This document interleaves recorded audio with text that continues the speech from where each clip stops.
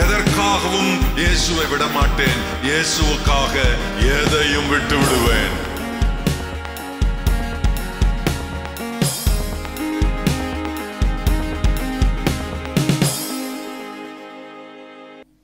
ஆண்டவர் இந்த புதிய வருஷத்துக்கு நமக்கு கொடுக்கிற வாக்குத்தத்தம் ஏதோ பைபிள்ல இருந்து ஒரு வசனத்தை எடுத்து உங்களுக்கு ஆறுதலா சொல்றதுக்கு என்று செய்யாம, இந்த நாளின் செய்திக்காக நான் 4 மாதம் ஜெபம் பண்ணியிருக்கிறேன். 4 மாதத்துக்கு முந்தையே கர்த்தர் எனக்கு இந்த வருஷத்துக்குரிய வருகிற வருஷத்துக்குரிய வார்த்தைகளை ஆண்டவர் தந்தார். ஆகவே இதை தேவன் தருகிற வார்த்தையாக நீங்கள் விசுவாசத்தோடு ஏற்றுக்கொண்டால் இது உங்களுக்கு நிச்சயமாய் இந்த வார்த்தையின்படியே நடக்கும். அதாவது பொதுவாக எல்லாரும் எல்லாரையும் வாழ்த்தும் போது இது ஒளிமயமான வருடம் என்பார்கள். போன வருடம் அப்படித்தான் சொன்னார்கள். இந்த வருடம் ஆசீர்வாதமாக இருக்கும் என்பார்கள். இந்த வருடம் நிறைய நல்லது நடக்கும் என்று சொல்வார்கள். இதெல்லாம் பாசிட்டிவாக சொல்ல வேண்டிய நல்ல வார்த்தைகளை சொல்லணும்னு சொல்றது. நான் அப்படி உங்களுக்கு சொல்ல இல்லை. ஏதோ உங்களுக்கு நல்ல வார்த்தைகளை சொல்லணும் அப்படின்றதுக்காக அல்ல. ஆண்டவர் என்ன சொல்லுகிறாரோ அதை சொல்லணும் என்கிற தேவதூதனாக, தேவனுடைய தூதுவனாக உங்கள் மத்தியில் நான் நிற்கிறேன். இன்றைக்கு மாத்திரமல்ல, அதுவும் இன்றைக்கு இந்த புதிய வருஷத்திற்கு என்று மிக விசேஷமாக காத்திருந்து ஆண்டவர் கொடுத்த வார்த்தையை உங்களுக்கு நான் அறிவிக்கிறேன். இதை நீங்கள் தேவனுடைய வார்த்தையாக நீங்கள் ஏற்றுக்கொள்ள வேண்டும். இந்த நாளில் புதிதாய் வந்திருக்கிறவர்கள் எல்லாருமே இந்த வார்த்தையை நீங்கள் கவனிக்க வேண்டும். இந்த வார்த்தை உங்களுக்குரியதாக வேண்டும். இந்த வார்த்தையின்படியே உங்களுக்கு நடக்க வேண்டும். ஆண்டவர் சொல்லுகிற வார்த்தை உண்மையானவைகள், சத்தியமானவைகள்.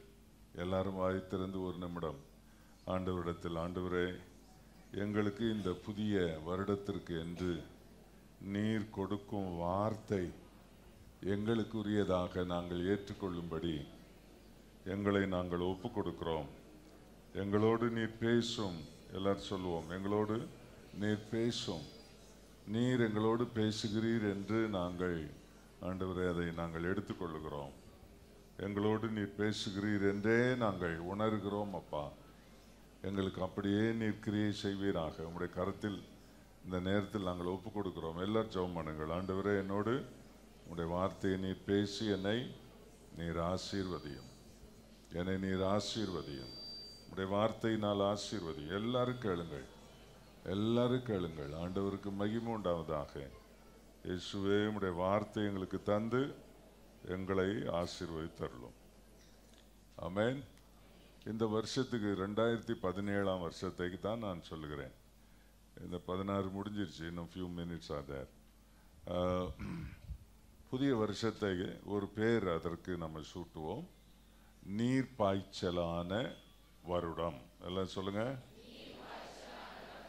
The year 2017 is the year watered year. நீர் பாய்ச்சலான வருடம். எல்லாம் சொல்லுங்க. இதை நீங்கள் உங்கள் மனதில் பதிய வையுங்கள். இந்த ஆண்டு வருகிற நமக்கு ஆண்டவர் கொடுக்கிற 2017 ஆண்டு நீர் பாய்ச்சலான ஆண்டு. கர்த்தருக்கு ஸ்தோத்திரம். அப்படி விசுவாசத்தோடு நாம் ஏற்றுக்கொள்வோம். நீர் பாய்ச்சலான நல்ல வார்த்தை தானே? என்ன நல்ல வார்த்தை தானே? நம்ம ஊரில் இருக்கிற பிரச்சனையே தண்ணியிலேருந்து தானே சாகுறாங்களாம் எல்லாரும். ஆனால் ஆண்டவர் என்ன சொல்கிறார் இன்னைக்கு? ஆண்டவர், கர்த்தருக்கு ஸ்தோத்திரம், நீர் பாய்ச்சலான ஆண்டை நமக்கு ஆண்டவர் தந்திருக்கிறதுக்காக எல்லாரும் கர்த்தரை ஸ்தோத்திரம் பண்ணுவோம். சொல்லி சொல்லி நீர் பாய்ச்சலான ஆண்டாக இந்த வர 2017 எங்களுக்கு இருக்கட்டும் அப்பா. நீர் பாய்ச்சலான ஆண்டாக, ஆண்டு வறட்சியான ஆண்டாக அல்ல, காய்ந்த ஆண்டாக அல்ல, நீர் பாய்ச்சலான ஆண்டாக இந்த ஆண்டை எங்களுக்கு நீர் ஆசீர்வதியும். அப்படியே நாங்கள் விசுவாசித்து ஏற்றுக்கொள்கிறோம். எங்களோடு நீர் இடைப்படுவீராக. எல்லாரும் நம்முடைய வேத புத்தகத்திலே எரேமியா தீர்க்கதரிசியின் புஸ்தகம் 31ஆம் அதிகாரம் 10ஆம் வசனத்திலிருந்து 14ஆம் வசனம் முடிய எல்லாரும் சேர்ந்து நாம் வாசிப்போம். ஜாதிகளே, நீங்கள் கர்த்தருடைய வார்த்தையை கேட்டு தூரத்தில் உள்ள தீவுகளில் அறிவித்து, இஸ்ரவேலை சிதறடித்தவர் அதை சேர்த்து கொண்டு ஒரு மேய்ப்பன் தன் மந்தையை காக்கும் வண்ணமாக அதை காப்பார் என்று சொல்லுங்கள். கர்த்தர் யாக்கோபை மீட்டு அவனிலும் பலத்தவனுடைய கைக்கு அவனை நீங்களாக்கி விடுவிக்கிறார். அவர்கள் வந்து சியோனின் உச்சியிலே கெம்பீரித்து, கர்த்தர் அருளும் கோதுமை, திராட்சரசம், எண்ணெய், ஆட்டுக்குட்டிகள், கன்றுக்குட்டிகள் என்பவைகளாகிய இந்த நன்மைகளுக்காக ஓடி வருவார்கள். அவர்களுடைய ஆத்துமா நீர் பாய்ச்சலான தோட்டம் போல் இருக்கும். அவர்கள் இனி தொய்ந்து போவதில்லை. அப்பொழுது கன்னிகைகளும் வாலிபரும் முதியோரும் கூட ஆனந்த களிப்பாய் மகிழுவார்கள். நான் அவர்கள் துக்கத்தை சந்தோஷமாக மாற்றி அவர்களை தேற்றி அவர்கள் சஞ்சலம் நீங்க அவர்களை சந்தோஷப்படுத்துவேன். ஆசாரியர்களின் ஆத்துமாக்களை கொழுமை உள்ளவைகளினால் பூரிப்பாக்குவேன்.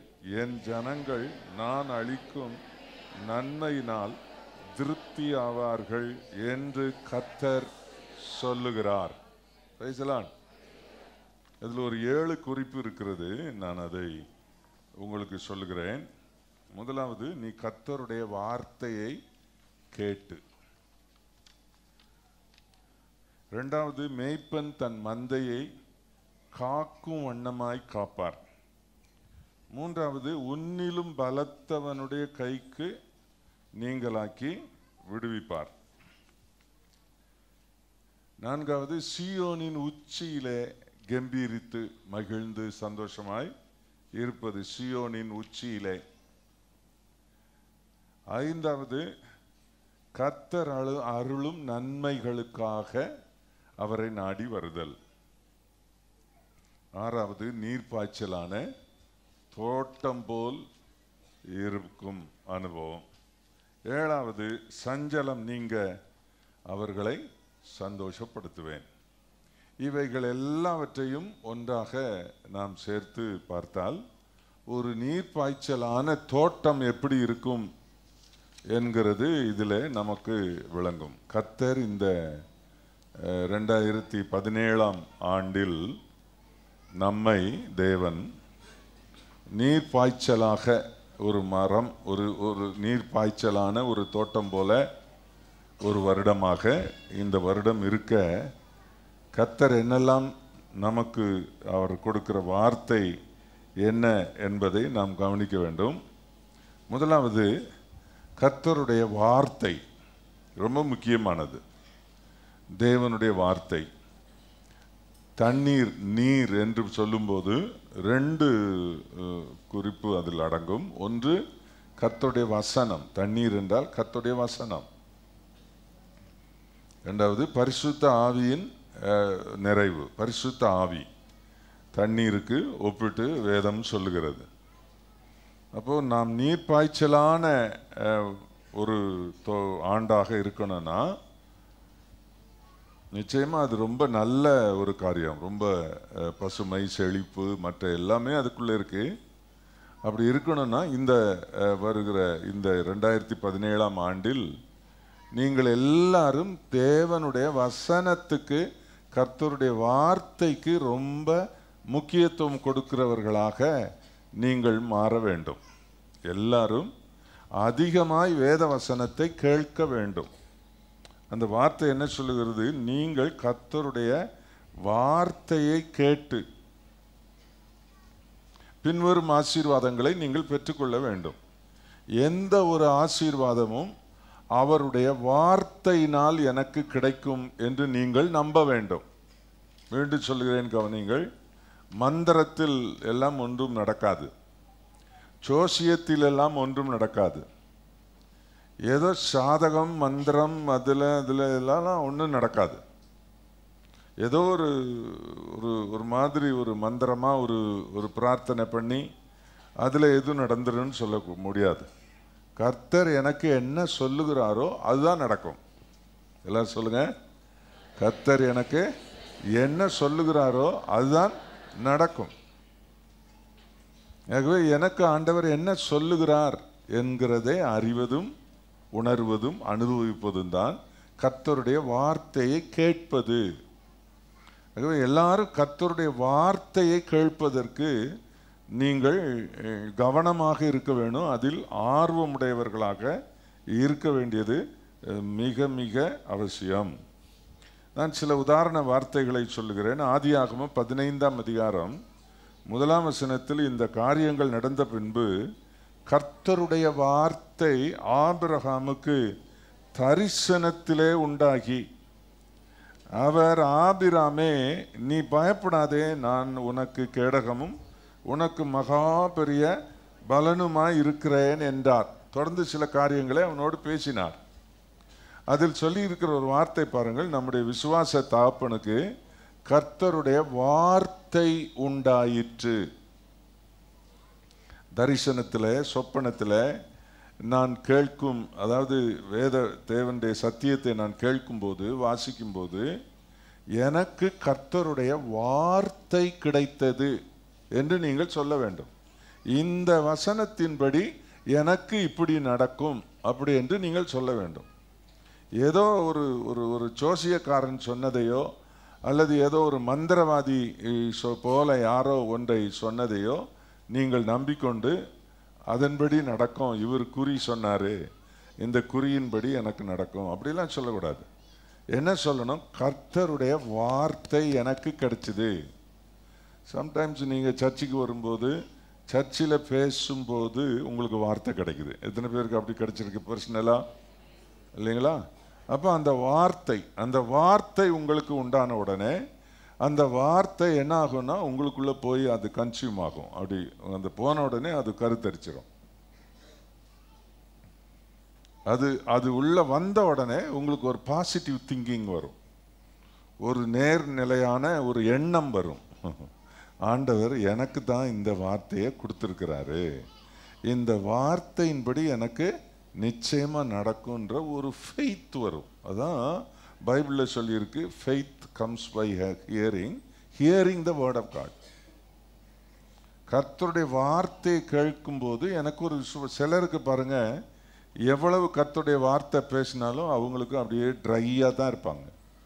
அதனால் கர்த்தருடைய வார்த்தையை கிரகித்து கொள்ளுகிற, ஏற்றுக்கொள்ளுகிற, எனக்குள்ளே கருதரிக்கிற ஒரு வார்த்தையாக நான் ஏற்றுக்கொள்வதற்கு ஏதுவாக 17ஆம் ஆண்டில் ஆரம்பம் முதலே நான் கர்த்தருடைய வார்த்தையை கேட்பதிலும் வாசிப்பதிலும் அதை அறிவதிலும் பெறுவதிலும் எனக்கு கர்த்தர் வார்த்தை உண்டாவதிலும் நான் கவனம் செலுத்துவேன் என்று சொல்ல வேணும். எல்லாருமே நல்லா கவனிங்க. கீழே இருக்கிறவங்க, ஷாமியானா பகுதியில் இருக்கிறவங்க, மேலே இருக்கிறவங்க எல்லாருமே கவனிங்க. இது ரொம்ப முக்கியமானது. அவர் சொன்னார், இவர் சொன்னார் இல்லை, எனக்கு கர்த்தருடைய வார்த்தை கிடைத்திருக்கிறது. உடனே அதை எழுதி வச்சிடணும். சம்டைம்ஸ் நம்ம மறந்துடுவோம். கர்த்தர் என்னோட இந்த நாளில் இன்ன வார்த்தையை கொடுத்தாரு அப்படின்னு எழுதி வைங்க. அப்படியே நடக்கும். ஆண்டவருடைய வார்த்தை பலிக்கும், கர்த்தருடைய வார்த்தை மாறாது. வானமும் பூமியும் ஒழிந்து போகும், ஆனாலும் என் வார்த்தையின் ஒரு எழுத்தின் ஒரு உறுப்பும் ஒழிந்து போவதில்லை என்று ஆண்டவர் சொல்லியிருக்கிறார். ஆகவே எங்கேயும் நீங்கள் ஜோசியத்திற்கோ மந்திரத்திற்கோ அல்லது குறி கேட்பதற்கோ அல்லது யாரும் கிறிஸ்தவ ஜோசியர்களோ கிறிஸ்தவ தீர்க்கதரிசிகளோ இல்லையா, நீங்கள் போக வேண்டியதில்லை. ஆண்டவருடைய வார்த்தை உங்களுக்கு கிடைக்கும் இடம் ஆண்டவர் உங்களுக்கு கொடுத்திருக்கிறார். ஆகவே கர்த்தருடைய வார்த்தையில் ஆபிராமுக்கு கர்த்தருடைய வார்த்தை உண்டானது. அந்த வார்த்தை பிடித்து கொண்டுதான் அவர் எல்லா காரியத்தையும் செய்தார். தான் போகும் இடம் இன்னதென்று அறியாமல் போனார். ஏன்? அவர் வார்த்தை கொடுத்திருக்கிறார், போக சொல்லுகிறார், நான் போகிறேன் அப்படி என்று அவர் புறப்பட்டு போனார். இது ஆண்டவருடைய வார்த்தையை கேட்டு அதை தனக்கென்று கர்த்தர் கொடுத்த வார்த்தை என்று ஏற்றுக்கொண்டு அதன்படி செய்கிற ஆண்டாக இந்த 17ஆம் ஆண்டு உங்களுக்கு நீர் பாய்ச்சலான ஒரு ஆண்டாக இருக்கும். உபாகம் 8:3 சொல்லுகிறது, அவர் உன்னை சிறுமைப்படுத்தி உன்னை பசியினால் வருத்தி மனுஷன் அப்பத்தினால் மாத்திரமல்ல கர்த்தருடைய வாயிலிருந்து புறப்படுகிற ஒவ்வொரு வார்த்தையினாலும் பிழைப்பான் என்பதை உனக்கு உணர்த்தும்படிக்கு நீயும் உன் பிதாக்களும் அறியாதிருந்த மன்னாவினால் உன்னை போஷித்து இல்லையா உன்னை நடத்தினேன் அப்படின்னு சொல்றார் ஆண்டவர். நல்லா கவனிக்கணும். மனுஷன் அப்பத்தினால் மாத்திரம் அல்ல வார்த்தையினால் பிழைப்பான். Praise the Lord. நான் ஆண்டவருடைய வார்த்தையை நம்பி இருக்கிறேன். எனக்கு கர்த்தர் இந்த வார்த்தையை கொடுத்திருக்கிறாரு, இதன்படியே நடக்கும். நிச்சயமா கர்த்தர் அப்படியே செய்வார். ஆண்டவருக்கு மகிமை உண்டாவதாக. தேவனுடைய ஊழியக்காரரிடத்திலிருந்து வருகிற வார்த்தை 1 ராஜாக்கள் 17ஆம் அதிகாரத்தில் நீங்கள் 14ஆம் வசனத்திலிருந்து வாசித்தால் இங்கே அதாவது எலியா சொல்லுகிற வார்த்தை, தேவனுடைய ஊழியக்காரன் சொல்லுகிற ஒரு வார்த்தை. அது என்ன? அவர் என்ன சொல்லுகிறார் என்றால் என்ன? 14ஆம் வசனம், கர்த்தர் தேசத்தில் மழையை கட்டளையிட நாள் மட்டும் பானையில் மா செலவழிந்து போவதும் இல்லை, கலசத்தில் எண்ணெய் குறைந்து போவதும் இல்லை என்று இஸ்ரவேலின் தேவனாகிய கர்த்தர் சொல்லுகிறார். 16ஆம் வசனம், கர்த்தர் எலியாவை கொண்டு சொன்ன வார்த்தையின்படியே பானையில் மா செலவழிந்து போகவும் இல்லை, எண்ணெய் கலசத்தில் எண்ணெய் குறைந்து அதுதான் ரொம்ப முக்கியமானது. கர்த்தர் சொன்ன வார்த்தையின்படியே. மந்திரமா? மந்திரம்லாம் ஒன்றும் இல்லை. என்ன, அந்த அம்மாவுக்கு கஷ்டம் முடிய போது ஒன்றும் இல்லை, அதாவது ஆகாரம் குறைஞ்சி போகுது, அப்புறம் சாக வேண்டியதான்ற நிலைமை வந்துருச்சு. அப்போ கர்த்தருடைய வார்த்தை அந்த மகளுக்குள்ளே ஒரு பெருக்கத்தை உண்டாக்குகிறது. நீங்கள் என்ன செய்யணும்னா, உங்களுடைய தரித்திரம் நீங்கி நீங்கள் நீர் பாய்ச்சலான ஆண்டாக இந்த ஆண்டு இருக்கணும்னா ஆண்டவர் கொடுக்கிற வார்த்தைக்கு காத்திருங்கள், ஜெபத்தில் காத்திருங்கள். ஆண்டவர் உங்களுக்கு வார்த்தையை அருளுவார். நூற்றுக்கு அதிபதி இயேசுநாதரிடத்தில் கேட்கிறான். மத்தேயு 8:8 நூற்றுக்கு அதிபதி பிரதியுத்தரமாக, ஆண்டவரே நீர் என் வீட்டுக்குள் பிரவேசிக்க நான் பாத்திரம் நல்ல, ஒரு வார்த்தை மாத்திரம் சொல்லும். சொல்றான் பாருங்க, எனக்கு தேவையெல்லாம் என்னது? எனக்கு தேவையெல்லாம் என்னது? ஒரு வார்த்தை தான். உம்மகிட்ட இருந்து எனக்கு வர வேண்டிய ஒரு வார்த்தை தான். அப்பொழுது என் வேலைக்காரன் சொஸ்தமாவான். ஒரு வார்த்தை. ஆண்டவரே எனக்கு ஒரு வார்த்தை நீ தாரும். அப்படிதான் சிலர் சொல்லுவாங்க, நாங்கள் ஞாயிற்றுக்கிழமை சர்ச்சுக்கு வரும்போது எனக்கு ஆண்டவரே நீர் வார்த்தை தரணும் ஜெபம் பண்ணி. அதே மாதிரி கர்த்தர் வார்த்தை அது ரொம்ப முக்கியமானது. அப்படியே ஆண்டவர் வார்த்தை கொடுத்தார், அந்த சனமே அவனுக்கு விடுதலை ஆனது என்றெல்லாம் தொடர்ந்து பின்னாலே வாசிக்கிறோம். கர்த்தருக்கு மகிமை உண்டாவதாக. ஆண்டவர் தம்முடைய வார்த்தையை அனுப்பி, வசனத்தை அனுப்பி, அவருடைய வசனம் கிரியை செய்யும். நீங்கள் பார்த்தீங்கன்னா வார்த்தைன்னு சொன்ன உடனே அதை நீங்கள் வித்தியாசமாக நினச்சிடாது. அதாவது கர்த்தருடைய வார்த்தை ஆவியாயும் ஜீவனாயும் இருக்கிறது. கர்த்தருடைய வார்த்தைக்குள்ளே உயிர் இருக்கிறது. இந்த பூமி எப்படி உண்டானது? அவருடைய வார்த்தையினால் உண்டானது. உண்டாக கடவது என்ற வார்த்தை அவர் வாயிலிருந்து வந்ததும் எல்லாமே நாம் காண்கிற அண்ட சராசரங்களும் உண்டானது. தேவனுடைய வார்த்தைக்கு அவ்வளவு வல்லமை இருக்கிறது. ரொம்ப பேர் கர்த்தருடைய வார்த்தையை புறக்கணித்து விட்டு மாம்ச பிரகாரமாக அலைந்து திரிந்து தோல்வி அடைகிறதை நாம் பார்க்கிறோம். அப்படி நமக்கு வேண்டாம். ரெண்டாவது, நம்முடைய இந்த 17ஆம் ஆண்டு நீர் பாய்ச்சலான ஆண்டாக இருக்க முதல் குறிப்பு என்னங்க? கர்த்தருடைய வார்த்தையை நல்லா கேட்கணும், நல்லா அந்த வார்த்தையை அனுபவிக்கணும், அதை பெற்றுக்கொள்ளணும். ரெண்டாவது, நம்ம வாசித்த வசனத்தில் என்ன, மேய்ப்பன் தன் மந்தையை காக்கும் வண்ணமாய் காப்பார். இதில் தான் நீங்கள் கொஞ்சம் கவனிக்கணும். உங்களுக்கு இந்த 17ஆம் ஆண்டு நீங்கள் நீர் பாய்ச்சலான ஆண்டாக இருக்க வேண்டும் என்றால், அன்பானவர்களே, நீங்க ஒரு மேய்ப்பனின் மேய்ச்சலுக்குள், பாதுகாப்புக்குள்ளே நீங்கள் இருக்க வேணும். இது ரொம்ப முக்கியமானது. சங்கீதக்காரன் 23ஆம் சங்கீதம் 1ஆம் வசனம் எல்லாரும் சொல்லுங்கள். கர்த்தர் என் மேய்ப்பராய் இருக்கிறார், நான் தாழ்ச்சி அடையேன். பலவிதமான அசௌகரியங்கள், பலவிதமான தீமைகள், பலவிதமான கெட்ட காரியங்கள் என்னை சூழ இருக்கிறது. நான் மேய்ப்பனின் பராமரிப்புக்குள் இல்லாத ஒரு மனுஷனாய், மேய்ப்பன் என்று சொல்லும்போது அதில் சொல்லியிருக்கிற பாருங்க, மனுஷர் தான் அந்த அந்த அதை அவர் சொல்லுகிறார். எசேக்கியேல் 34ஆம் அதிகாரம் 31ஆம் வசனம் பாருங்கள். என் மந்தையும் என் மேய்ச்சலின் ஆடுகளுமாகிய நீங்கள் மனுஷர், அப்படி சொல்றார். நான் உங்கள் தேவன் என்று கர்த்தராகிய ஆண்டவர் உரைக்கிறார். மேய்ப்பன் என்றால் நான், ஆடு என்றால் நீங்கள், நீங்கள் தான் மனுஷர், மனுஷராகிய நீங்கள் தான் ஆடுகள். நான் மேய்ப்பன். மேய்ப்பன் என்ன செய்வேன்? என் மந்தையை காக்கும் வண்ணமாக கவனமாக காப்பேன், பாதுகாப்பேன். மேய்ப்பனுடைய வேலையை உங்கள் வாழ்க்கையில் நான் செய்வேன் என்று கர்த்தர் சொல்லுகிறார். நல்லா கவனிக்கணும். இந்த வார்த்தையை நீங்கள் கவனிக்கும் போது, நான் நான் நான் மேய்ப்பனுடைய பராமரிப்பில் இருக்கிறேனா என்பது ரொம்ப முக்கியமானது. ஒரு மேய்ப்பன் தன் மந்தையை காக்கும் வண்ணமாய் அதை காப்பார் என்று சொல்லுங்கள். கர்த்தருக்கு ஸ்தோத்திரம். நீங்க எப்பவும் கவனிச்சுடுங்க. நீங்க ஒரு ஒரு ஆண்டவர், அப்ப இப்ப இதுக்கு நான் இன்னொரு வசனம் சொல்ல விரும்புகிறேன். நான் மெய்ப்பன் ஆக இருந்து காப்பேன் அப்படின்னு சொன்னா, நம்முடைய தேவன் இன்விசிபிள், அவர் அதரிசனமானவர். அப்படின்னா அவர் என்ன செய்கிறார், என்ன செய்கிறார்? அவர் அவர் இப்படி செய்கிறார். அதாவது எரேமியா 3ஆம் அதிகாரம் 15ஆம் வசனம் பாருங்கள். உங்களுக்கு என் இருதயத்துக்கு ஏற்ற மேய்ப்பர்களை கொடுப்பேன், அவர்கள் உங்களை அறிவோடும் புத்தியோடும் மேய்ப்பார்கள். எல்லாருக்குள்ளுமே ஒரு ஃபீலிங் இருக்கணும். என்னன்னா, நான் ஒரு பராமரிப்பில் இருக்கிறேன், நான் ஒரு மந்தைக்குள் இருக்கிறேன். என்னை பராமரிக்க கர்த்தர் என் மேய்ப்பராய் அதரிசனமாய் எங்கும் நான் செல்லும் இடமெல்லாம் அவர் என்னோடு இருக்கிறார்.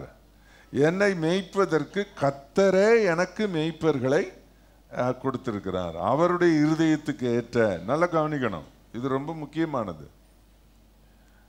ஆண்டவருக்கு மகிமை உண்டாவதாக. நீங்கள் தெரிந்து கொள்ளும் மேய்ப்பர்கள் அல்ல, நீங்கள் தெரிந்து கொள்ளும் மேய்ப்பர்கள் அல்ல. இன்றைக்கு ரொம்ப விசுவாசிகள் என்ன செய்கிறார் என்றால், தங்களுக்கு ஏற்ற விதமாக பாலிஷாக, தங்களுக்கு ஏற்ற விதத்தில் பேசுகிற மேய்ப்பன் யாருன்னு பார்த்து அவரை தெரிஞ்சுக்கிட்டு அங்கே போய், அது பாதுகாப்பு இல்லாத ஒரு காரியம்.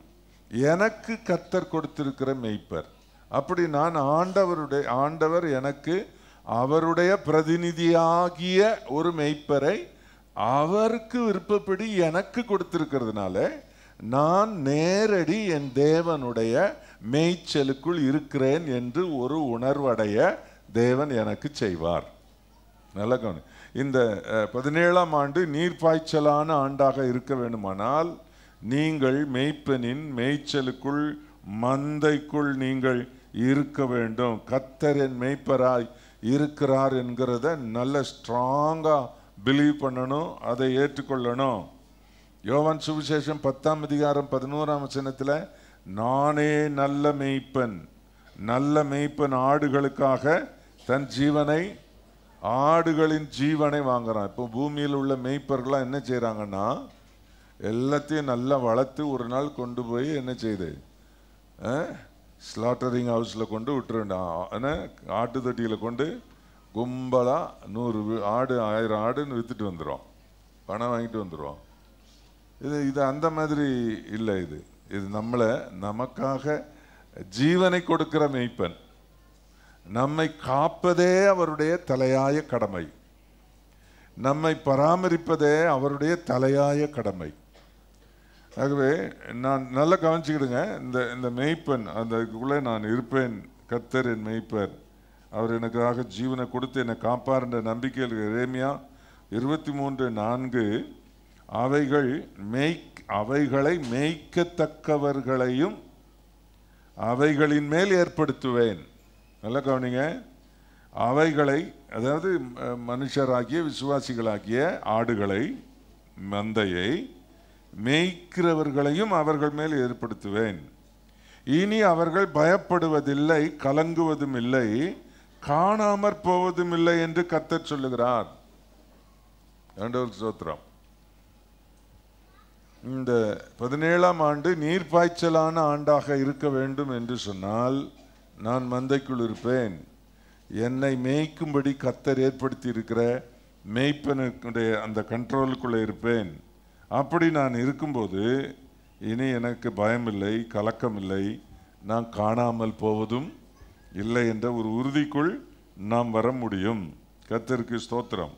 ஆகவே அந்த ஒரு ஆசீர்வாதத்தை நீங்கள் பெற்றுக்கொள்ள வேண்டும். எசேக்கியேல் 34:11 கர்த்தராகிய ஆண்டவர் சொல்லுகிறது என்னவென்றால், இதோ நானே என் ஆடுகளை விசாரித்து அவைகளை தேடி பார்ப்பேன். 15ஆம் வசனம், என் ஆடுகளை நான் மேய்த்து அவைகளை நான் மடக்குவேன் என்று கர்த்தராகிய ஆண்டவர் சொல்லுகிறார். நான் பாதுகாப்பேன், என்னுடைய அரவணைப்பில் வைத்திருப்பேன், என்னுடைய நடத்தில் வைத்திருப்பேன் என்று கர்த்தர் சொல்லுகிறார். இப்போ கவனிங்க, 2வது குறிப்பு நீங்கள் மறந்தே போகக்கூடாது. அவ்விதமாக நான் உங்களுக்கு சொல்கிறேன். 2வது குறிப்பு, எனக்கு இந்த ஆண்டு நீர்ப்பாய்ச்சலான ஆண்டாக இருக்க வேணுமானால் கர்த்தர் என் மெய்ப்பர், என்னுடைய மெய்ப்பர் அவர். நான் அவருடைய மேய்ச்சலுக்குள்ளே, அவருடைய மந்தைக்குள்ளே, அவருடைய பராமரிப்புக்குள்ளே, என் மேலே அவர் ஏற்படுத்தி இருக்கிற மெய்ப்பரின் பாதுகாப்புக்குள்ளே நான் இருப்பேன் என்று ஒப்பு கொடுத்து அதை கவனமாக காத்துக்கொள்ள வேண்டும். 3வது குறிப்பு,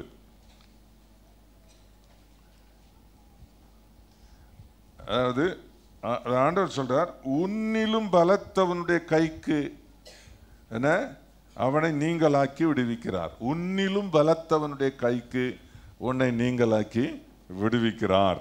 நல்லா கவனிக்கணும். ஆண்டவருக்கு சோத்திரம். நம்மளை பார்த்தோம்னா நம்ம பலவீனமாக தான் தெரியுது. நம்மளை விட ஸ்ட்ராங்கான ஆட்கள் நிறைய பேர் இருக்கிறாங்க.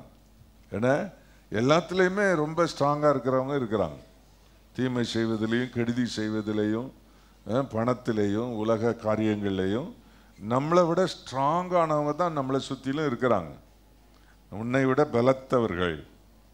அப்போ ஆண்டவர் என்ன சொல்லுகிறார், கர்த்தர் இந்த என்ன எப்படி என்னன்னா எல்லாம் நம்மளை தாக்கிக்கிட்டே இருக்க, நமக்கு கெடுதி செய்துக்கிட்டே இருக்க, அந்த கெடுதிக்குள்ளே நாம் அகப்பட்டு தவிக்க அவர் விடுகிறதில்ல. நம்மை விட, உன்னை விட பலம் உள்ளவர்கள், உன்னை விட ஸ்ட்ராங்கானவங்க, உன்னை விட உனக்கு தீமை செய்ய கூடிய சக்தி உள்ளவர்கள் என்று இருக்கிறவர்கள் கையிலிருந்து உன்னை கர்த்தர் விடுவித்து அவர்களுக்கு நீங்களாக்கி உன்னை விடுவிப்பேன் அப்படின்னு சொல்றார். அப்படின்னா என்ன அர்த்தம்னா, நீர்ப்பாய்ச்சலான ஆண்டு என்றால் சத்துருக்கள் என்னை மேற்கொள்ள ஒட்டாமல் சத்துருக்களை மேலே எனக்கு வெற்றியை தருகிற தேவனாக அவர் இருக்கிறார். நான் சொல்லுகிற வார்த்தையை நீங்கள் எத்தனை பேர் உங்களுக்குரிய வார்த்தை என்று ஏற்றுக்கொள்கிறீர்கள் என்பது ரொம்ப முக்கியமானது. ஒரு மாதிரிலாம் முழிக்கக்கூடாது, விளங்குச்சா? உங்களுக்குரிய வார்த்தை. ஆண்டவருக்கு ஸ்தோத்திரம். ஆண்டவர்கிட்ட கேட்டு நான் இந்த குறிப்புகளை உங்களுக்கு என்று கொண்டு வந்திருக்கிறேன். ஆண்டவருக்கு ஸ்தோத்திரம். எப்போவுமே தீயவர்களை, பலமானவர்களை, நம்மளை விட ரொம்ப ஸ்ட்ராங்கான கெட்டவர்களை பார்க்கும்போது நமக்கு நேச்சுரலாக ஒரு பயம் வரும், இல்லைங்களா? இப்போ ஒரு உதாரணமாக உங்களுக்கு தெரிஞ்சே சொல்கிறேனே, கோலியாத்தை பார்த்து எல்லாருக்கும் என்ன வந்துச்சு? பயம் வந்துச்சு. அவன் என்ன நல்லவனா? உடம்பு நெட்டே 6 முழம், என்ன மேலையும் வளர்த்தி அகலத்திலையும் வளர்த்தி அவனுக்கு எல்லாமே இருந்துச்சு. அவனுக்கு இருந்த மாதிரி யாருமே இல்லை. அப்போது இங்கே பாருங்கள், எல்லாருமே என்ன ஃபீல் பண்ணாங்கன்னா, இவனை ஜெயிக்க முடியாதுன்னு தான் எல்லாரும் ஒரு முடிவுக்கு வந்துட்டாங்க.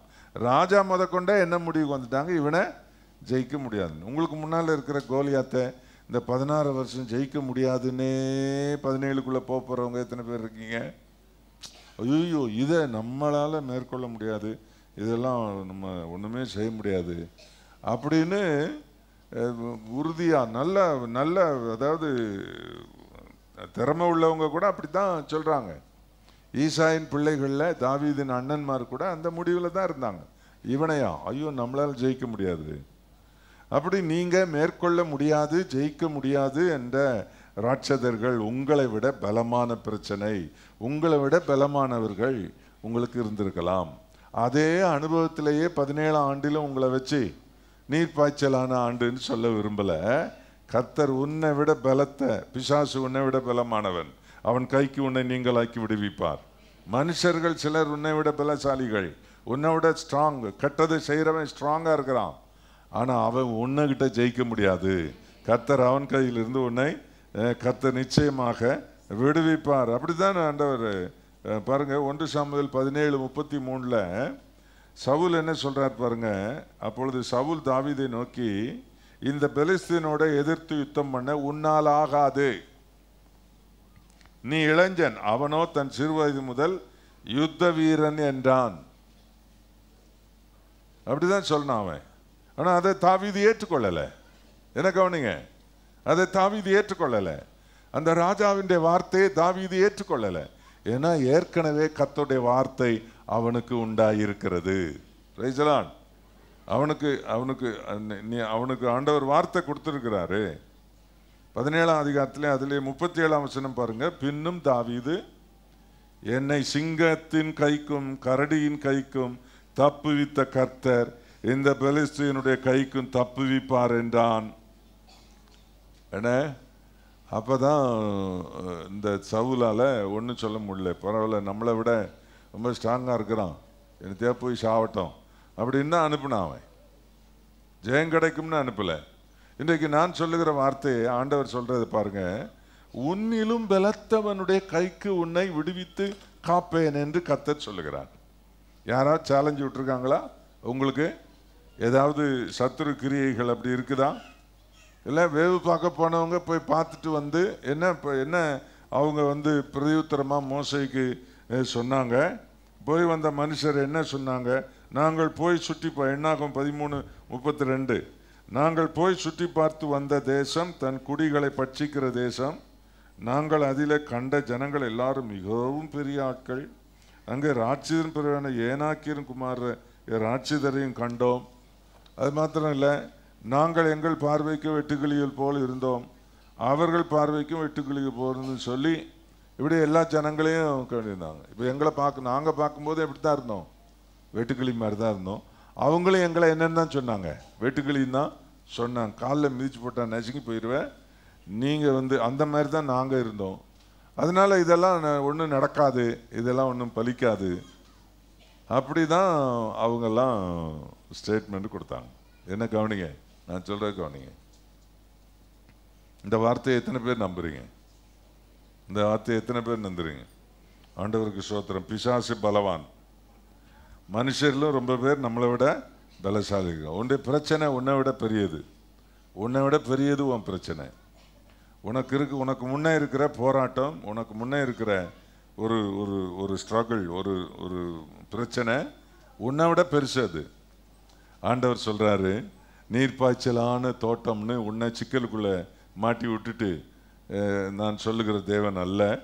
நான் உன்னை விட பலத்தை உன்னுடைய கைக்கு உங்களை நீங்களாக்கி விடுவிப்பேன் என்று கர்த்தர் சொல். எத்தனை பேர் இந்த வார்த்தையை நம்பி ஏற்றுக்கொள்ளுகிறீர்கள்?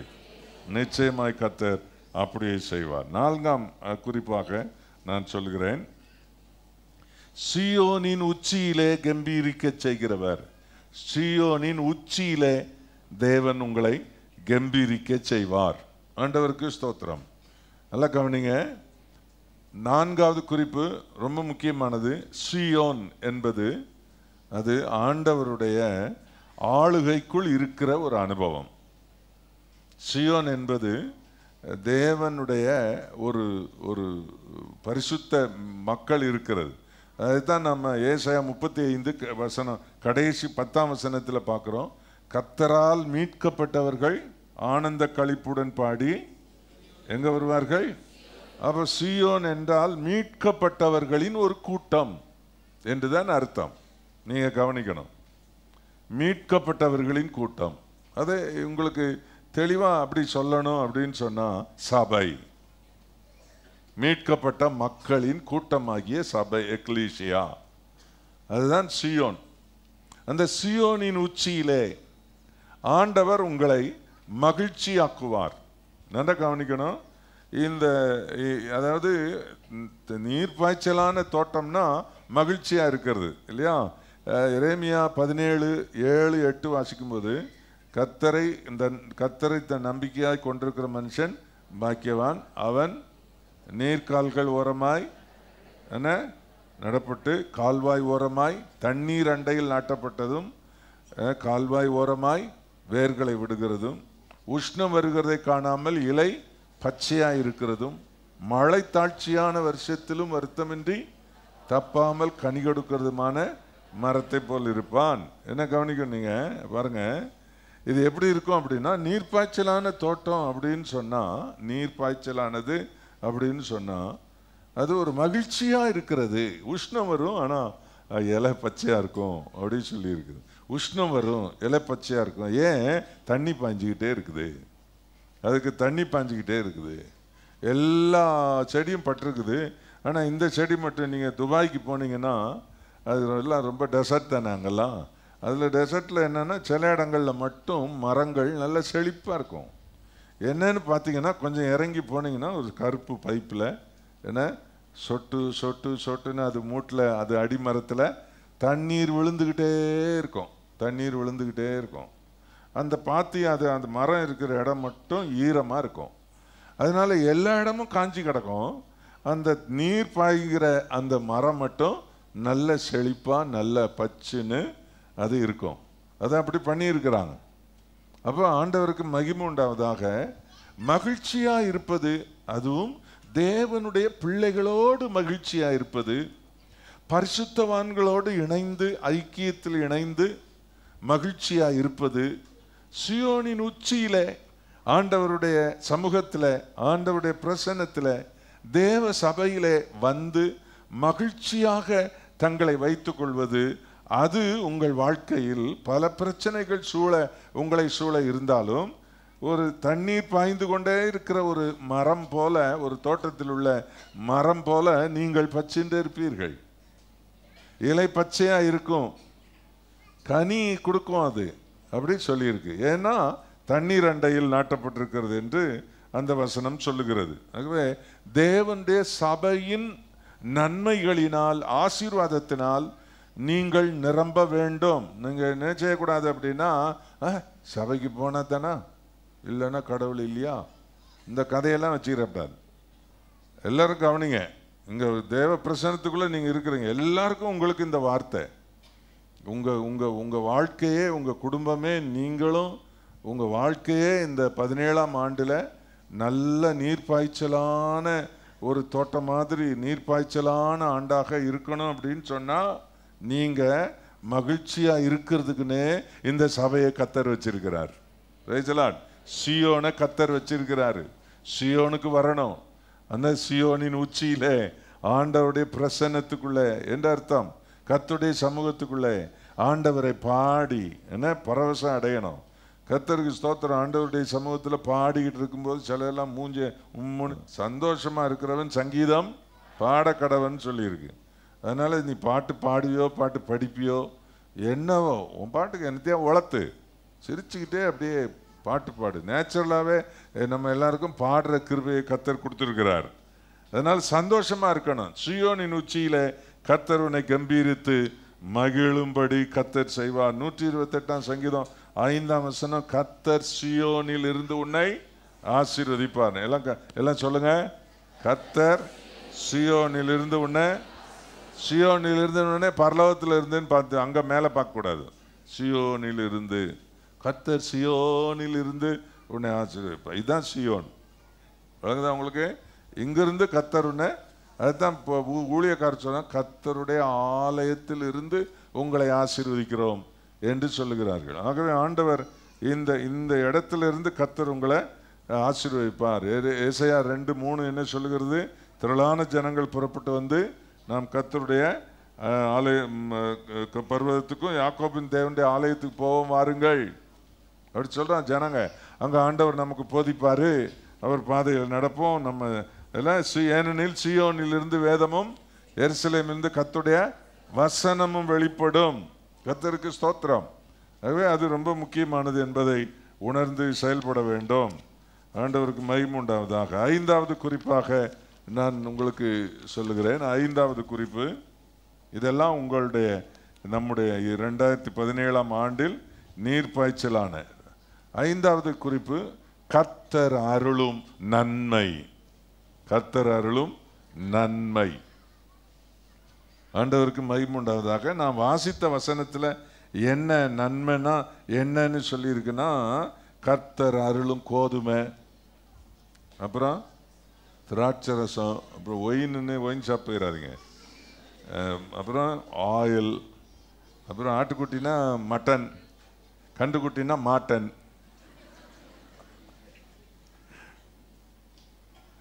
என்பவளாகிய இந்த நன்மைகளுக்காக, அதாவது சரீர பிரகாரமான நன்மைகளுக்காக என்னிடத்தில் வருவார்கள், நான் அவர்களுக்கு நன்மையை அருளும். கர்த்தர் அருளும் நன்மை நமக்கு ஆண்டவர் தருவார். நல்லா கவனிக்கணும். நீங்கள் இந்த 17ஆம் ஆண்டு நீர் பாய்ச்சலான ஆண்டுன்னா தரித்திரம் பிடிச்ச ஆண்டு இல்லை. உங்களுக்கு நான் சொல்கிறேன் பாருங்க, இன்னைக்கு ஒரு தீர்மானம் எடுங்க. ஆண்டவரே, இந்த வார்த்தையை நான் நம்புகிறேன், நீர் தான் எனக்கு நன்மை தருவீர், நீர் தான் எனக்கு நன்மை தருவீர். எவனோ தருவானோ அவங்ககிட்ட போய் நான் கையேந்தி நிற்க மாட்டேன். எல்லாரும் இப்போவே ஒரு தீர்மானம் எடுத்துக்கிறேன். இந்த 17ஆம் ஆண்டில் அவன் கடன் கொடுக்குறான், இவன் கடன் கொடுக்குறான், அந்த கடனை வாங்குவேன், இந்த கடனை வாங்குவேன், கையேந்தி நிற்பேன். ஏன்னா உதவிக்காக இன்னொருத்தட்ட போய் கையேந்தி இருப்பேன், இல்லை எனக்கு தாங்கன்னு ஒருத்தட்ட கேட்பேன் என்ற தாழ்நிலை அது நீர் பாய்ச்சலான ஆண்டு கிடையாது. அது தரித்திரம் பிடிச்ச ஆண்டு. ஆண்டவருக்கு ஸ்தோத்திரம். கடந்த நாட்களில் நீங்கள் எப்படி இருந்தீர்களோ, இல்லை, நன்மை அருளும் தேவன் நமக்கு இருக்கிறார். Praise the Lord. எல்லாரும் சொல்லுங்க, என் தேவன் நன்மைகளின் தேவன். அல்லேலூயா. உன் வாயை விரிவாய் திற அப்படின்னு சொல்றார். என்ன, நன்மையினால் என் வாயை, என்ன சொல்றார் சங்கீதக்காரன், நன்மையினால் என்னை திருப்தி ஆக்குகிறார். ஆண்டவருக்கு ஸ்தோத்திரம். எங்க சிலது கோதுமை அதுக்கு இதெல்லாம் சொல்லியிருக்கு. சரீர பிரகாரமான தேவைகளாகிய நன்மைகளை நமக்கு தந்து, என்னெல்லாம் சரீர பிரகாரமான நன்மை, நீங்க லிஸ்ட் எழுதிக்கிடுங்க, லிஸ்ட் எழுதிக்கிடுங்க. அந்த கோதுமை அது இதுன்னு ஆட்டுக்குட்டி மாட்டுக்குட்டி அப்படின்னு எழுதாதீங்க. ஆகாரம் அப்படின்னா முடிஞ்சு போச்சு, அதுல எல்லாமே இருக்கு இல்ல. ஆகாரம் ஒன்று, உடை அது அதுல இருக்குது, கல்வி ஞானம் அதுல இருக்குது இல்ல, நல்ல உத்தியோகம் உயர்ந்த பதவி அதுல இருக்குது. இதெல்லாம் கர்த்தர் நமக்கு அருளும் நன்மை. ஆண்டவர் இந்த வருஷம் உங்களுக்கு நல்ல நீர்ப்பாய்ச்சலான ஆண்டா இருக்கணும்னு சொன்னா, நன்மைகளை இழந்து இருக்கிற ஒரு நிலை அல்ல, நன்மைகளை பெறுகிற ஒரு ஆண்டாக கர்த்தர் இந்த ஆண்டை கர்த்தர் நமக்கு ஆசீர்வதிக்கிறார். எத்தனை பேர் நம்புகிறீர்கள்? நன்மைகளை பெறுகிற ஆண்டாக கர்த்தர் நம்ம ஆசீர்வதிப்பார். அதே எரேமியா 31:14 ஆசாரியர்களின் ஆத்துமாவும் கொழுமை உள்ளவைகளினால் பூரிப்பாக்குவேன், என் ஜனங்கள் நான் அளிக்கும், அல்ல சொல்லுங்க, என் ஜனங்கள் நான் அளிக்கும் நன்மையினால் திருப்தியாவார்கள் என்று கர்த்தர் சொல்லுகிறார். நான் அளிக்கும் நன்மையினால் என் ஜனங்கள் திருப்தி ஆவார்கள். ஆண்டவருக்கு ஸ்தோத்திரம். கர்த்தருக்கு தெரியுமா, ஆண்டவருக்கு தெரியுமா. மத்தேயு சுவிசேஷம் என்ன 6ஆம் அதிகாரம் 8ஆம் வசனம் பாருங்க. உங்கள் பிதாவை நோக்கி நீங்கள் வேண்டிக் கொள்கிறதற்கு முன்னமே உங்களுக்கு இன்னது தேவை என்று அவர் அறிந்திருக்கிறார். Praise the Lord. 6ஆம் அதிகாரம் 32ஆம் வசனத்தில் இவைகள் எல்லாம் அஞ்ஞானிகள் நேடித்த இவைகள் உங்களுக்கு வேண்டியவைகள் என்று உங்கள் பிதா அறிந்திருக்கிறார். கர்த்தருக்கு ஸ்தோத்திரம். நிச்சயமாக ஆண்டவர் உங்களுக்கு இதெல்லாம் தேவைன்னு அறிஞ்சிருக்கிறார்.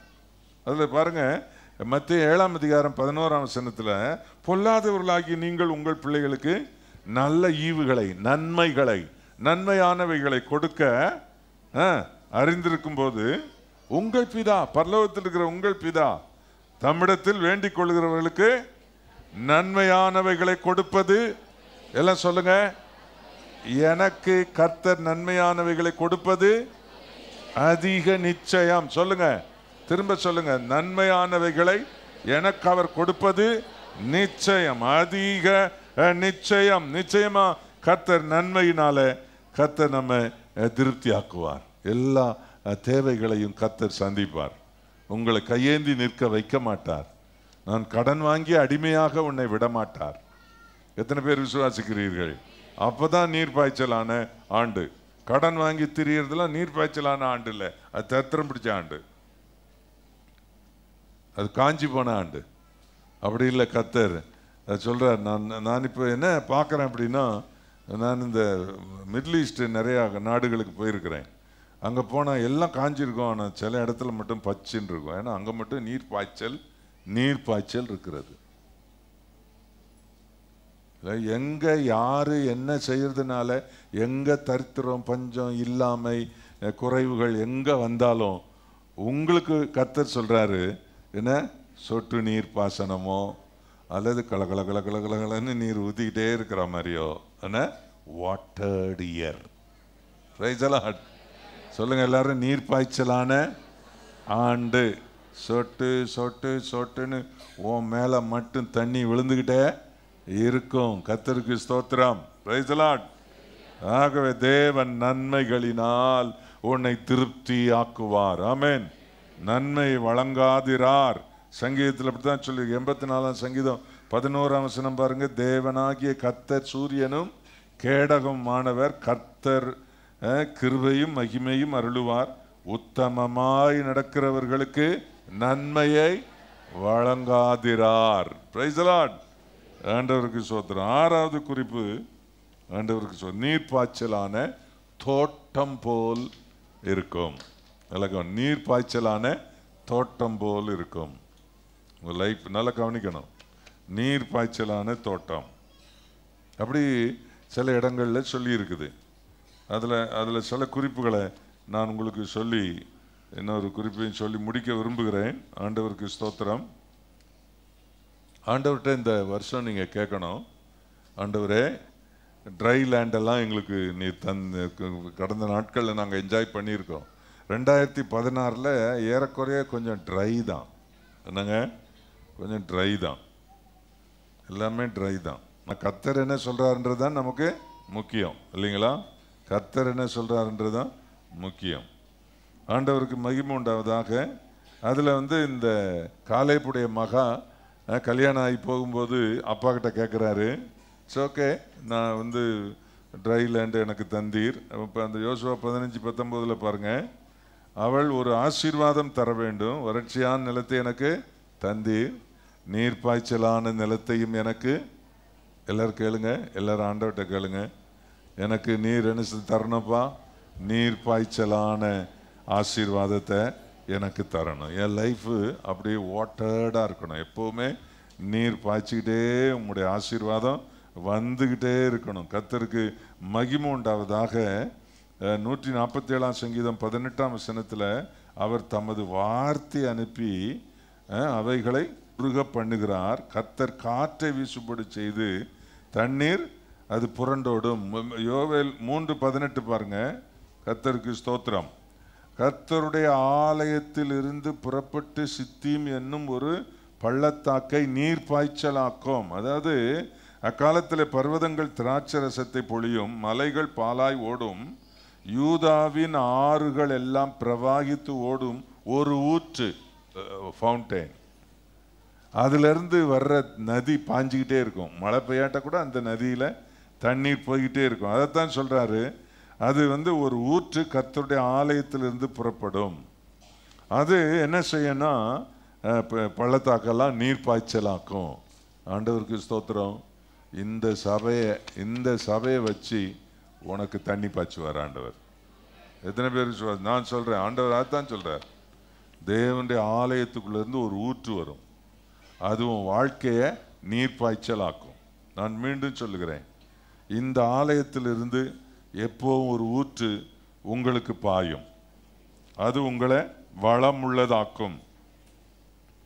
உங்களுக்கு அப்படியே எப்போவுமே நீர்ப்பாய்ச்சலான அந்த அனுபவத்தில் நீங்கள் இருக்கும்படி கர்த்தர் உங்களுக்கு உதவி செய்வார். ஆண்டவருக்கு மகிமை உண்டாவதாக.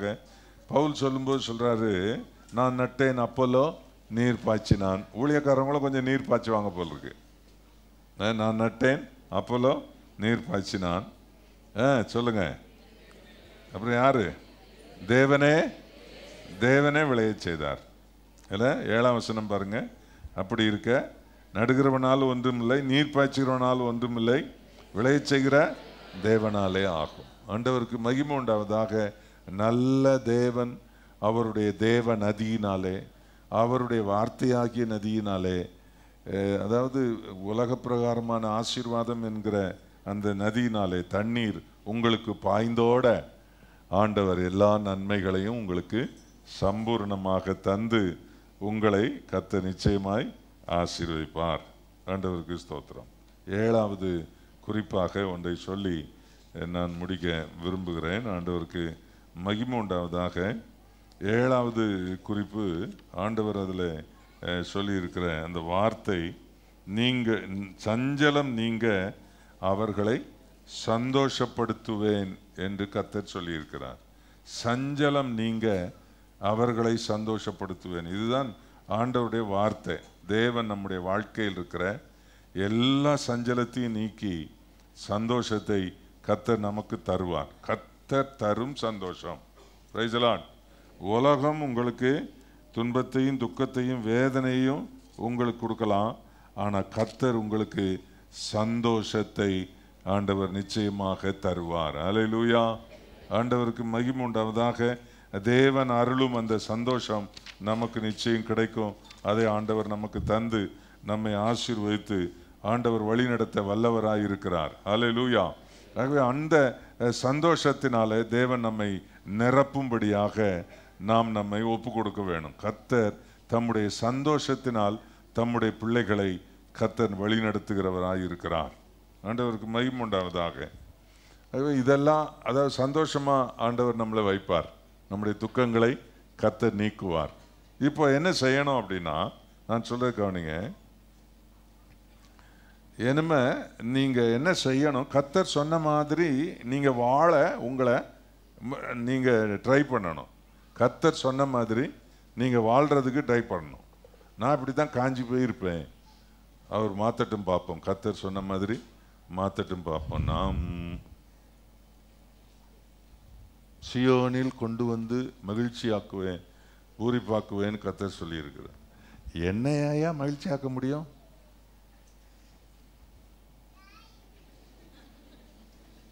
சபைக்குள்ளே வந்துட்டு ஆண்டவர் என்ன சொன்னாரோ அதுக்கு நேர் மாறா பிஹேவ் பண்றது தான் அவிசுவாசம். அதாங்க அவிசுவாசம். கர்த்தர் சொன்னாரா, நடந்துருமா? அப்படி அப்படி நடந்துருமா?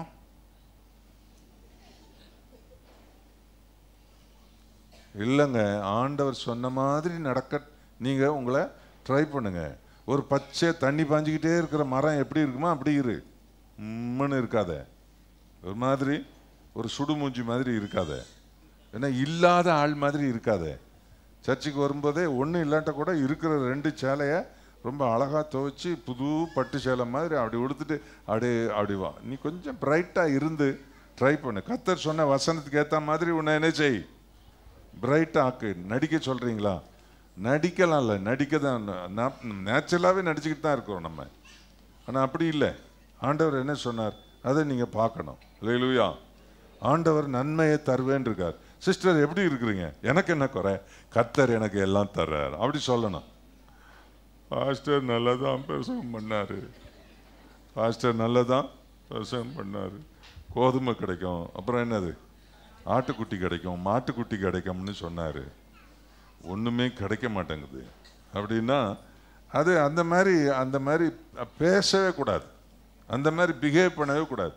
கர்த்தர் என்ன சொன்னாரோ அது மாதிரி உங்களை நீங்கள் விசுவாசத்தில் என்ன செய்யணும், உங்களை நீங்கள் வெளிப்படுத்தணும்.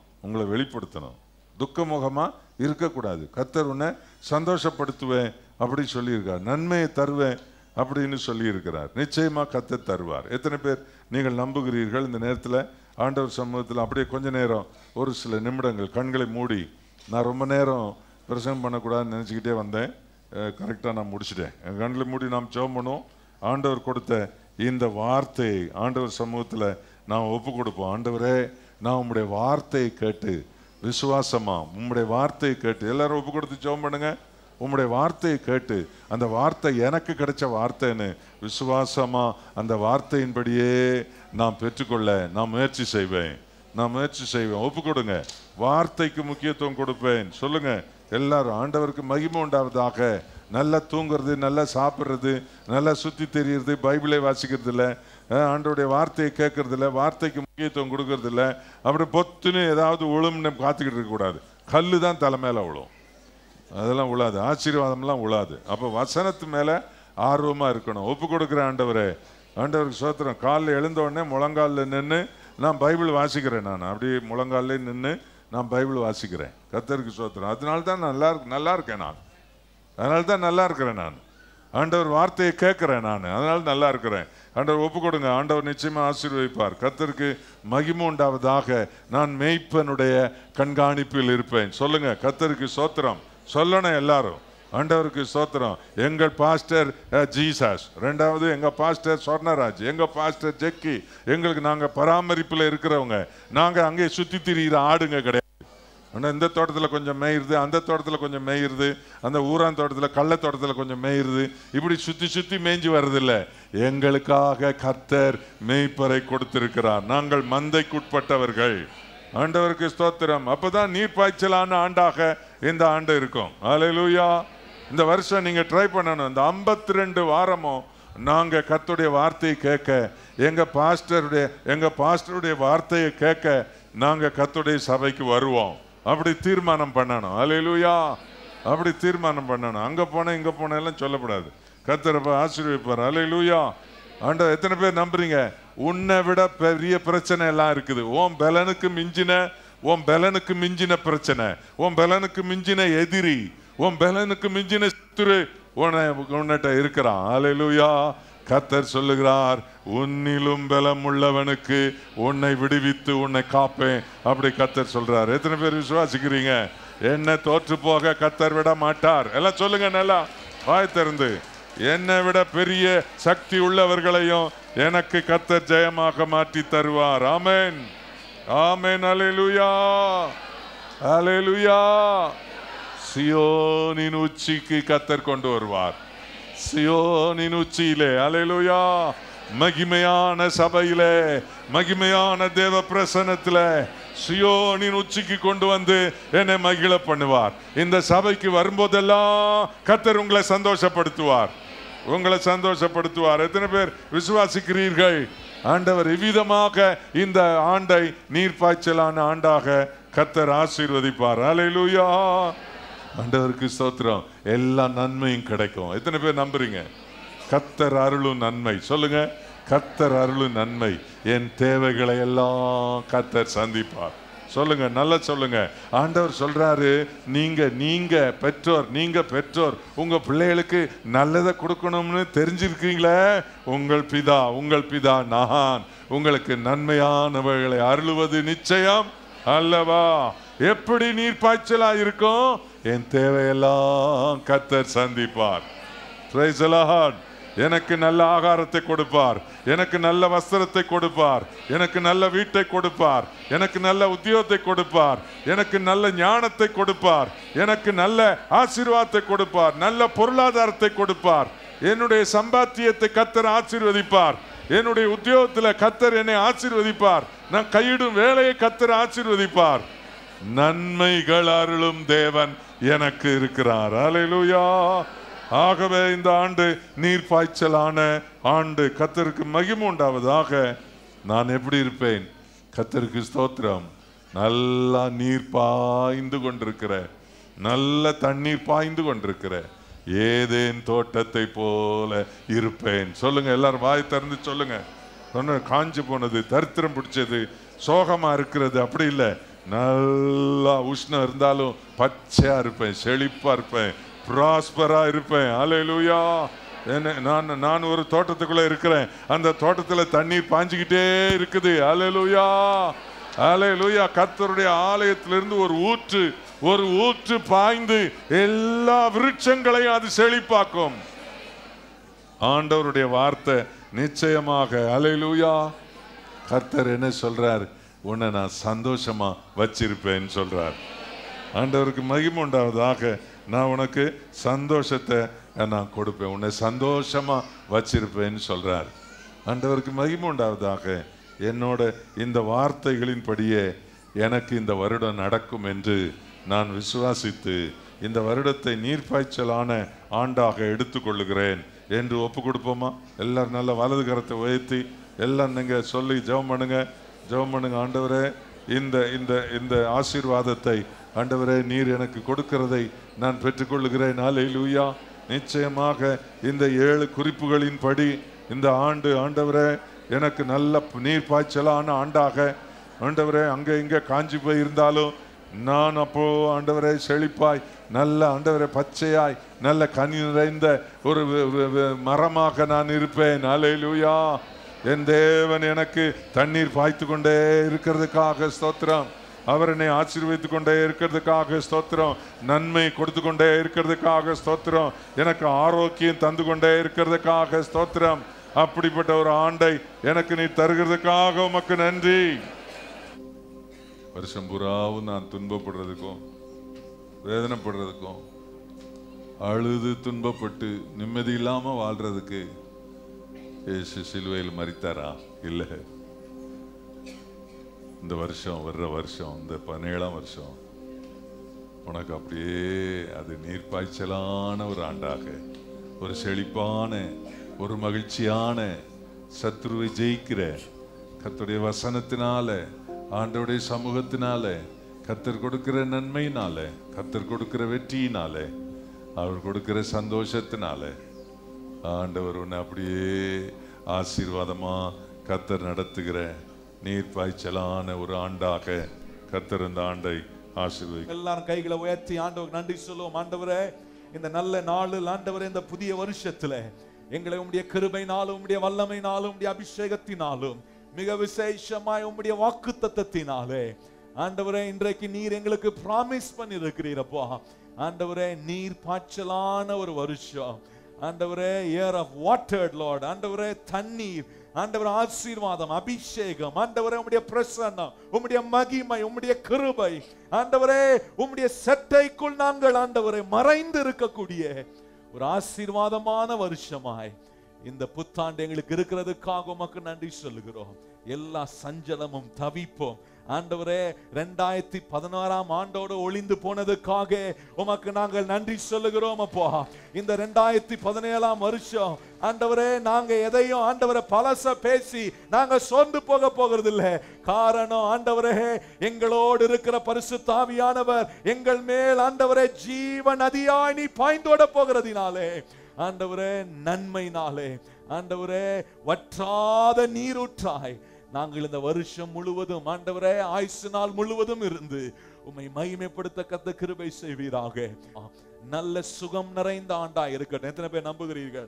எத்தனை பேருக்கு அப்படி வேணும்? கைகளை உயர்த்தி அப்படி ஆண்டவரே இந்த வருஷம் முழுவதும் சுகம் நிறைந்த ஆண்டாக ஆண்டவரே எல்லா ஆண்டவரே பலவீனங்களும் நீங்கி போகிற ஒரு வருஷமாய் ஆண்டவரே ஒரு புதிய பலனை பெற்றுக் கொள்கிறேன் ஆண்டவரே. 2017ஆம் ஆண்டில் ஆண்டவரே புதிய பலனோடு புதிய அபிஷேகத்தோடு எங்களுக்கு தேவையான எல்லாவற்றையும் கர்த்தர் இந்த ஆண்டு தருகிற ஒரு வருஷமாய், அதை நாங்கள் பெற்றுக்கொள்கிற ஒரு வருஷமாய், அதை நாங்கள் அனுபவிக்கிற ஒரு வருஷமாய் இந்த 2017ஆம் ஆண்டு எங்களுக்கு அமைய கர்த்தருடைய நாமத்தில் ஆண்டவரே உம்முடைய ஊழியனுக்கு நீ தந்திருக்கிற அதிகாரத்தை பயன்படுத்தி இந்த 2017ஆம் ஆண்டு ஆண்டவரே உம்முடைய பிள்ளைகளுக்கு ஒரு ஆசீர்வாதமான வருஷமாய் ஆண்டவரே நீர் பாய்ச்சலான வருஷமாய் இருக்கட்டும் என்று சொல்லி உம்முடைய நன்மைக்கும் உம்முடைய கிருபைக்கும் உம்முடைய பராமரிப்புக்கும் ஆண்டவரே மந்தையின் பிரதான மேய்ப்பராய் இருக்கிற கர்த்தராகிய இயேசு கிறிஸ்துவுக்குள் ஆண்டவரே எங்க எல்லாரையும் நாங்கள் ஒப்பு கொடுக்கிறோம். தொடர்ந்து நீர் எங்களை பாதுகாத்து நிறைவான உம்முடைய மகிமையின் பிரசனத்தில் ஒவ்வொரு நாளும் நாங்கள் களி கூற அகமகில கர்த்தர் நீர் எங்களுக்கு கிருபை செய்ய வேண்டும் என்று ஜெபிக்கிறோம். எல்லா கனமும் மகிமையும் துதியும் உமக்கு நாங்கள் தருகிறோம். மகிமை அடையும் ஏற்றுக்கொள்ளும். இயேசு கிறிஸ்துவின் நல்ல நாமத்தில் ஜெபிக்கிறோம் எங்கள் பரிசுத்தமுள்ள நல்ல பிதாவே, ஆமென். இப்பொழுது நம்முடைய கர்த்தராகிய இயேசு கிறிஸ்துவினுடைய கிருபையும் பிதாவாகிய தேவனுடைய அன்பும் பரிசுத்த ஆவியானவருடைய அந்யோன்ய ஐக்கியமும் இன்றும் மிக விசேஷமாய் 2017 ஆண்டின் முழு நாட்களும் நீர்ப்பாய்ச்சலான வருஷமாய் இன்றும் என்றும் நமக்கு இருப்பதாக என்று சொல்லுகிற எல்லா தேவ பிள்ளைகளும் என்னோடு சேர்ந்து ஆமென் என்று சொல்லுவோம். ஆமென். எல்லாரும் இணைந்து சொல்லும். என் ஆத்துமாவே கர்த்தரை ஸ்தோத்திரி, என் முழுமே பரிசுத்த நாமத்தை ஸ்தோத்திரி. என் ஆத்துமாவே கர்த்தரை ஸ்தோத்திரி, கர்த்தர் செய்யும் சகல உபகாரங்களையும் மறவாதே. ஆமென். God bless.